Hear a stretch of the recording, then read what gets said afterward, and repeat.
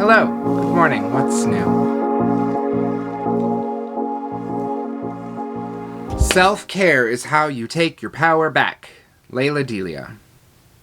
I talk about my mental health with strangers a lot. Psychologists, coworkers, managers, Instagram and Twitter followers, YouTube subscribers. I talk about it because I live with a mental health diagnosis that carries a lot of stigma.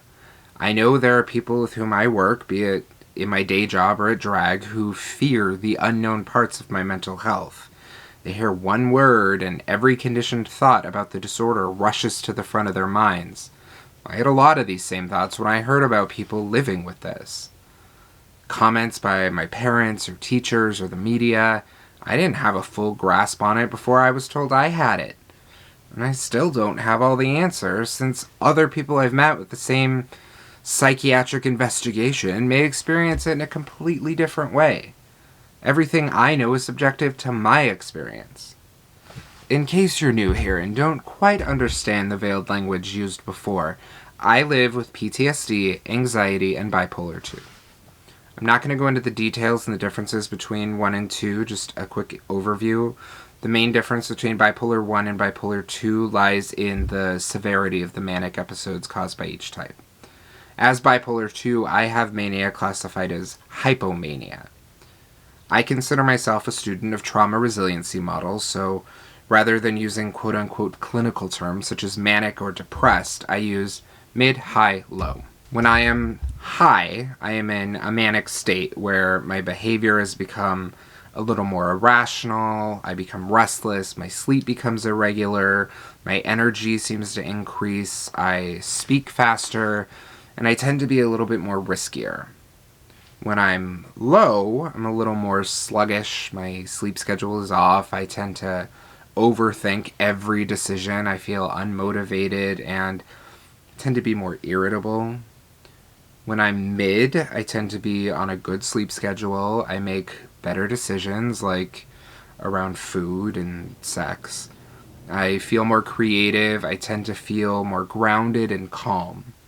At mid, I recognize my boundaries a little better. At high, I seem to forget them, and at low, I tend to expand them into full-on fortress walls. When I'm high, it doesn't last very long, a few hours, sometimes a day, sometimes a few days. When I'm low, it tends to last a few weeks, maybe a month. Being mid is my goal. When I'm mid, it is much easier to work on self-care, self-love, acceptance, forgiveness, etc. That being said, I don't rush out of my high or lows either. I live through them. I let them run their course. Most times, say 9 out of 10, I can feel when the switch is going to happen. It used to be a surprise, a drastic change. Now I tend to feel them a few hours, sometimes a few days before. I do what's called tracking in my body. I know where I start to feel pain in my lower right abdomen that I'm about to fall low. I track where I feel pain in my body, and I try to allow the mood change to happen gracefully, delicately, and with respect.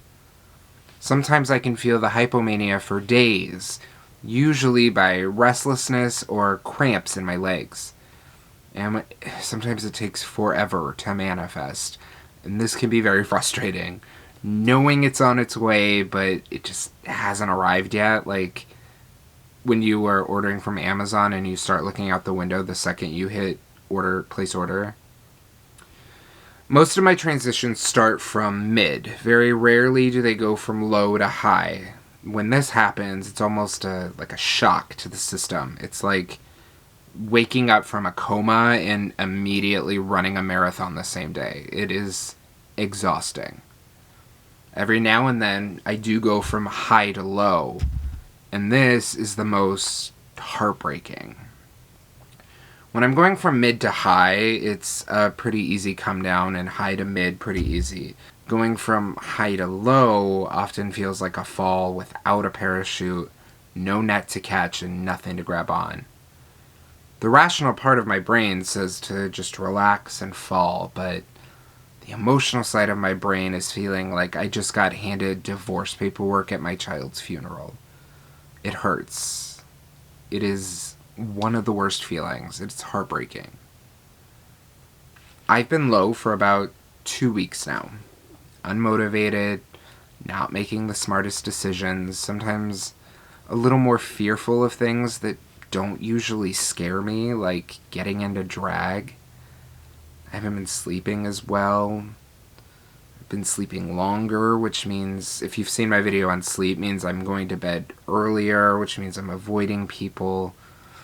Also something that may be too much information to share, but when I'm low, I tend to masturbate more because I know that it releases dopamine, endorphins, oxytocin, testosterone, all of those hormones that can temporarily affect your mood. It helps relieve some of that stress that doesn't usually affect me when I'm mid. It helps relieve some anxiety I feel about being low and how long I've been low. It does that by lowering cortisol levels. Compared to when I'm high, I don't tend to masturbate at all. It's like my body wants no interruptions from hormones during this time of distraction and elation. I tell you this because I am a person living with bipolar 2 disorder. I'm not crazy. I'm telling you about my experiences so that maybe someone listening can relate. I'm just trying to end the stigma of a diagnosis. I am not bipolar. I have bipolar. I am not anxiety. I have anxiety. I am not stress. I have stress. I am not a victim of childhood rape. I am a survivor of sexual assault. You are not your diagnosis. You are still a person who deserves love, affection, care, and respect, and no stigmatic diagnosis changes that fact. Be kind to one another.